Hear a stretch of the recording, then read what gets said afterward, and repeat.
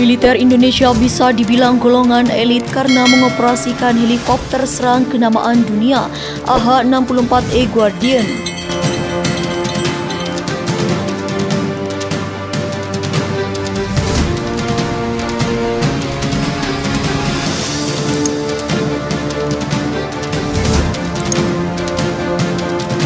Militer Indonesia mengoperasikan 8 unit helikopter serang AH-64E Guardian. Bukan berarti militer Indonesia mengoperasikan full 8 unit helikopter AH-64E Guardian. Ada prosedur di mana mungkin 3-4 unit operasional lainnya cadangan dan ada yang perawatan. Karena selama ini jarang melihat 8 unit AH-64E Guardian milik Indonesia terbang bersamaan. Sebagai helikopter serang, keluarga Apache ini memang paling top di dunia. Ia menjadi heli serang termahal saat ini. Singapura juga punya heli serupa, namun grade-nya masih di bawah Indonesia. Negara yang mempunyai heli serang pasti tahu kegunaan vital kavaleri udara ini. Mending jangan coba-coba mengoperasionalkan AH-64E Guardian.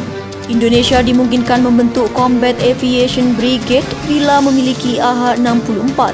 Helikopter serang dan serbu menjadi unsur utama pembentukan Combat Aviation Brigade.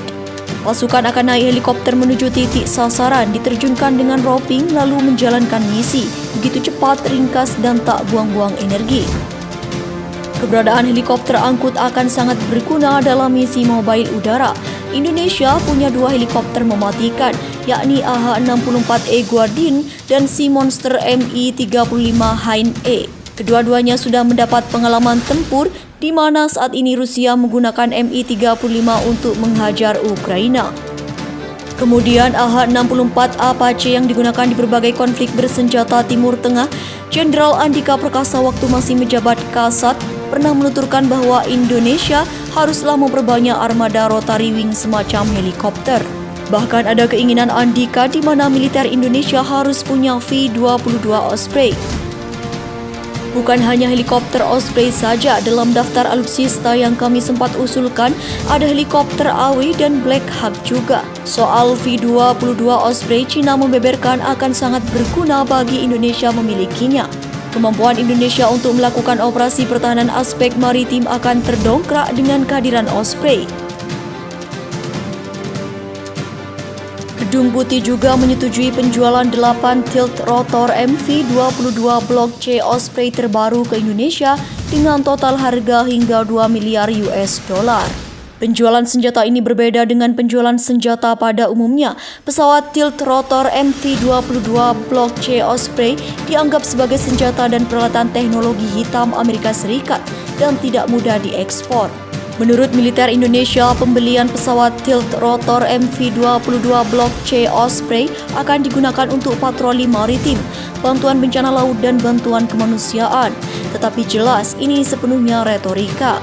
Pesawat tilt rotor MV-22 Block C Osprey dikenal sebagai senjata ampuh dalam operasi pendaratan amfibi dan sangat cocok untuk misi tempur seperti pertahanan pulau dan perebutan pantai.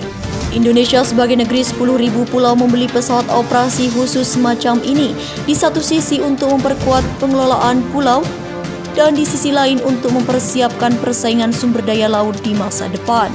Alasan mengapa AS dapat menyetujui transaksi senjata ini jelas untuk meningkatkan kemampuan tempur Angkatan Laut Indonesia dan memungkinkannya untuk menghadapi Angkatan Laut Cina di Laut Cina Selatan. Maka jangan heran bila nantinya AH-64E Guardian Indonesia ditempatkan di Natuna.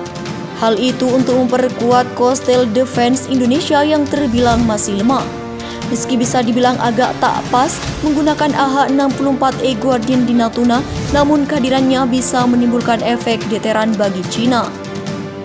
Tapi untuk mengoperasionalkan AH-64E Guardian bukanlah perkara mudah. Dibutuhkan dana hingga kesiapan awak agar AH-64E Guardian Indonesia beroperasi secara optimal.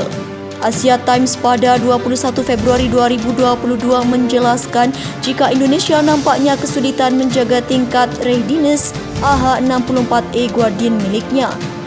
Itu akan menjadi tantangan besar bagi Indonesia. Mereka sudah mengalami kesulitan dalam mempertahankan 8 helikopter serang Apache AH-64 canggih milik Angkatan Darat yang hampir tidak terlihat sejak dikirim hampir 3 tahun lalu.